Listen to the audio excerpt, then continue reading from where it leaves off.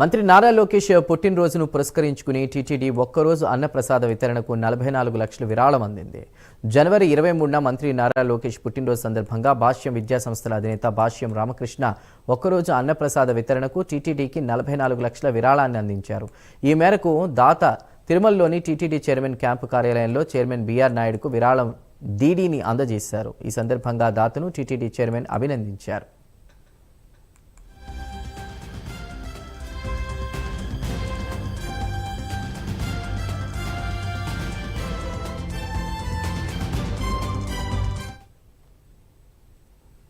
కడప జిల్లా రైల్వే కోడూరు నియోజకవర్గాన్ని ఆదర్శంగా తీర్చిదిద్దడమే లక్ష్యంగా పనిచేస్తామని కూడా చైర్మన్ ముక్క రూపానంద రెడ్డి అన్నారు.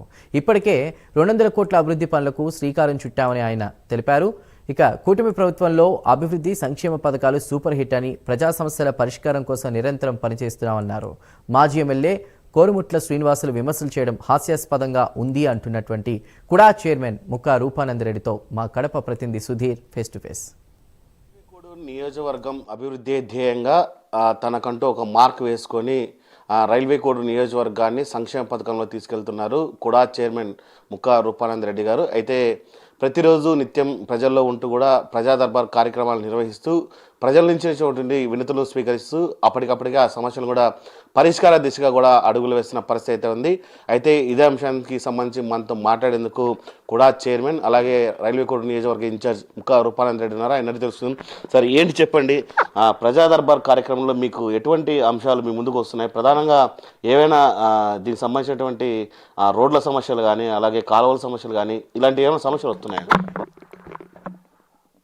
ముందుగా అందరికీ నమస్కారం. ప్రజా దర్బార్లో రెవెన్యూ ప్రాబ్లమ్స్ అనేది చాలా ఎక్కువగా ఉన్నాయి.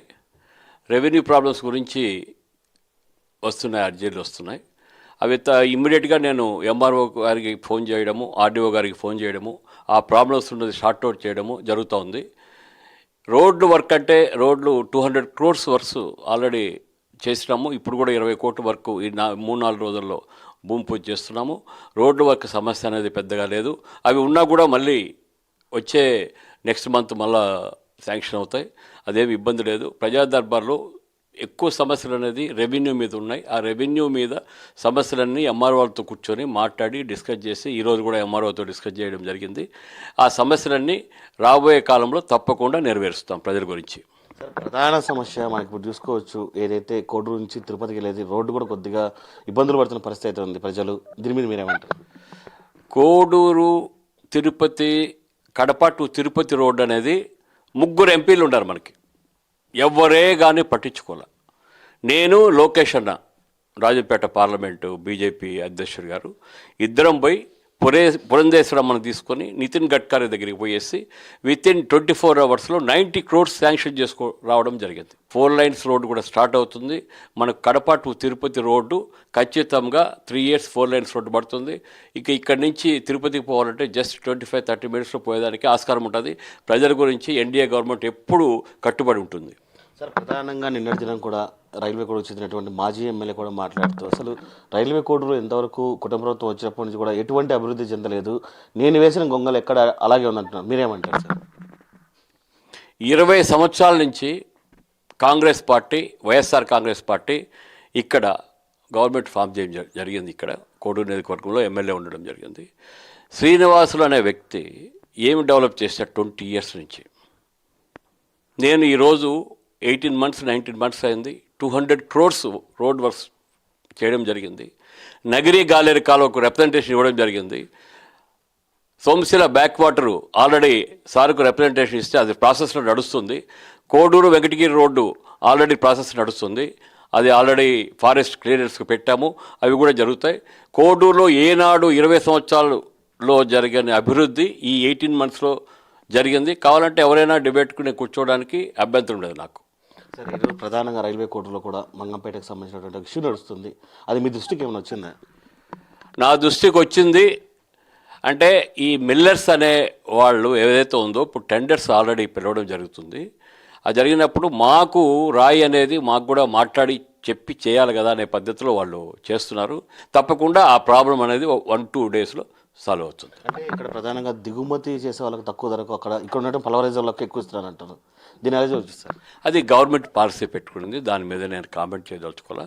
అది గవర్నమెంట్ పాలసీ ప్రకారం ఎందుకంటే గవర్నమెంట్కి డబ్బులు అవసరం ఉంది కాబట్టి ఎవరైతే ముందు ఇమీడియట్గా పే చేస్తారో వారికి ఒక రేటు ఇవ్వడం జరిగింది తప్పితే అది వేరే ఉద్దేశం ఏం లేదు. రానున్న రోజుల్లో రైల్వే కోడ్ నియోజకవర్గంలో ముక్కా రూపానందరెడ్డి మార్క్ ఎలా ఉండబోతుంది సార్? ముక్కా రూపానందరెడ్డి మార్క్ అనే దానికంటే తెలుగుదేశం పార్టీ మార్క్ అనేది ఇంపార్టెంట్గా ఉంటుంది. ఇక్కడ ఎటువంటి పరిస్థితుల్లో తెలుగుదేశం పార్టీ జనసేన కూటమి అభ్యర్థి తప్పితే ఇంకా జీవితంలో కోడు నియోజకవర్గంలో ఎవరు గెలవడానికి వీల్లేదు. ఆ విధంగా ప్రజల ఆశీస్సులు ఉన్నాయి మాకు. ఖచ్చితంగా ఏ పార్టీ రాదు ఇక్కడ. ఎన్డీఏ కూటమి పార్టీ ఏ టికెట్ ఇచ్చినా కూడా గెలవడానికి సిద్ధంగా ఉన్నారు ఇక్కడ.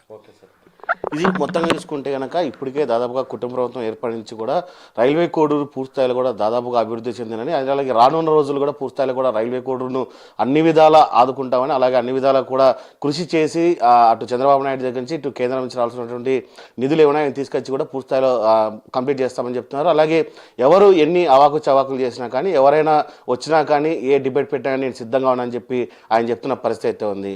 వీడియో జర్నలిస్ట్ రాకేష్తో సుధీర్, ప్రైమ్ న్యూస్, కడప.